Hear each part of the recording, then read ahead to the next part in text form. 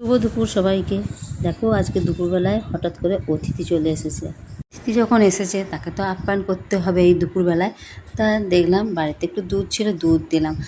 যেহেতু বিড়াল দুধ খেতে ভালোবাসে, দেখো দুধটা সবটা খেয়ে নিল। খিদে পেয়েছে মনে হয় বিড়ালটার।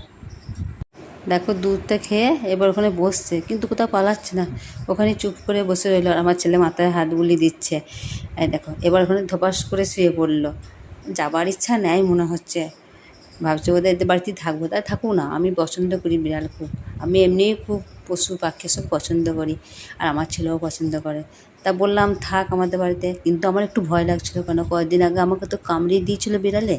দেখো দুধ খেয়ে এবার ম্যাও ম্যাও করছে, আমি আবার একটু দুধ দিলাম। আর আমার বিড়ালটাকে ভয় লাগছে দেখে, কেননা আমি তো 2 মাস আগেই আমি বিড়াল কামড়িয়ে দিয়েছিল, ভ্যাকসিন নিয়েছিলাম, সেই ইঞ্জেকশনের কথাটা চিন্তা করছি। ওই জন্য আমি বেশি কাছে যাচ্ছি না। ঠিক আছে, চলো আমার মিনি ব্লগটা এখানেই শেষ করছি।